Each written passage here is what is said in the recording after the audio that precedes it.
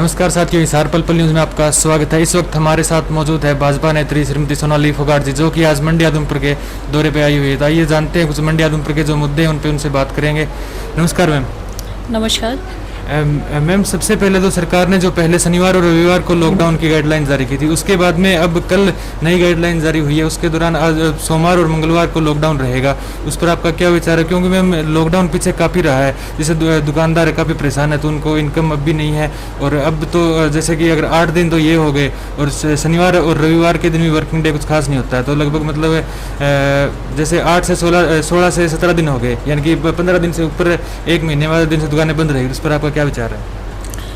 देखिए, लॉकडाउन अगर Monday Tuesday का होना तय है तो ये कोई सोच समझ के ही सरकार का फैसला है, क्योंकि इसमें स्वास्थ्य के प्रति हमें सचेत रहना बहुत ज़रूरी है कोरोना महामारी की वजह से। और आजकल हम देख रहे हैं कि बहुत सारे सरकार के नुमाइंदे जो हैं, हमारे माननीय मुख्यमंत्री जी से लेकर मंत्री गण तक कामकाज में काफ़ी बिजी रहे हैं, तो कोरोना पॉजिटिव हैं अभी।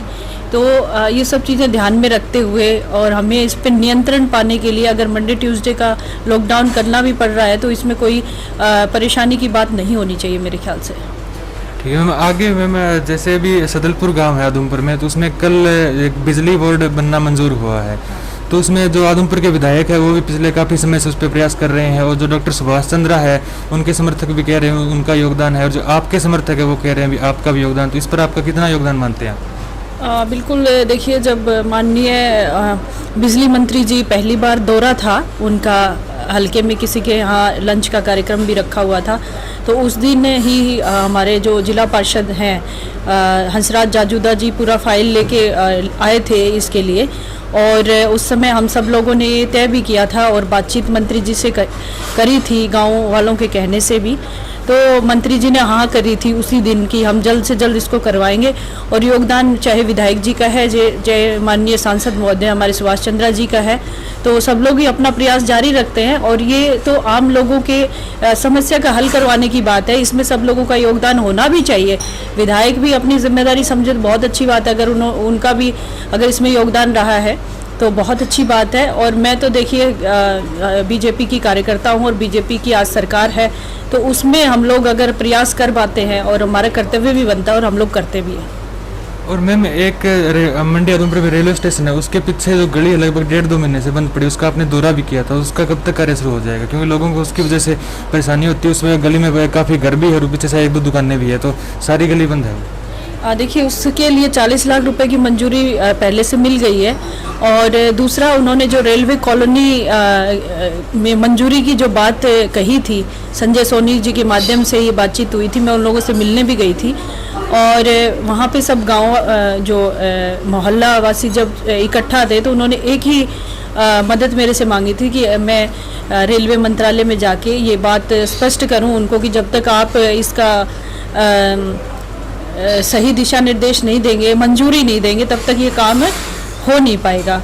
तो ये होना तो हरियाणा सरकार से, लेकिन मंजूरी हमें वहाँ से मिलनी है। तो इसके लिए मैं दिल्ली गई भी और माननीय मंत्री जी से मिलने का प्रयास किया, क्योंकि उस समय हमारे जो गृह मंत्री अमित शाह जी कोरोना पॉजिटिव आए और उनको एडमिट किया गया, और 2-3 मंत्री और भी पॉजिटिव आए।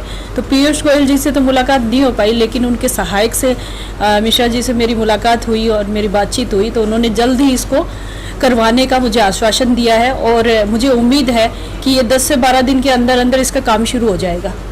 और मैम, आदमपुर हल्के में जैसे भी पिछले थोड़े दिन से कोई दिक्कतों के कारण फसलें खराब हुई है, जैसे मैं बात करूं कपास की, नरमे की है, या मूंग की, या मूंगफली की है, तो उस पर सरकार का क्या कुछ प्लान रहेगा मैम? देखिए, इसमें हम लोग का प्रयास रहता है कि ज़्यादातर किसान ई पोर्टल पर जाके अपना रजिस्ट्रेशन करवाए, ताकि उसको फसल का मुआवजा ठीक ढंग से मिल पाए। लेकिन कई बार ऐसी फसलें भी होती हैं कि सरकार उसमें जो उसके कुछ क्राइटेरिया निर्धारित किया गया है सरकार का, तो उसमें कई बार नहीं हो पाता है। लेकिन हमारा ये प्रयास रहता है कि किसानों की ज़्यादा से ज़्यादा मदद की जाए, और इसमें देश के प्रधानमंत्री जी भी चाहते हैं कि किसान हित में कार्य हो सरकार के, और मुख्यमंत्री जी का भी मानना है। तो इसमें हम माननीय मंत्री जेपी दलाल जी से बात कर सकते हैं। जैसे कि आपने नरमे की फसल खराब होने की बात कही, तो मैं सभी किसान भाइयों से कहना चाहती हूँ कि अगर नरमे की फसल खराब होती है तो इसका कोई ना कोई रास्ता, कोई ना कोई समाधान माननीय मंत्री जी ज़रूर निकालेंगे। अगर आप लोग चाहते हैं तो हम लोग आपकी पैरवी कर सकते हैं और वहाँ जाके उनसे मांग भी कर सकते हैं कि इन किसानों को मुआवजा मिले।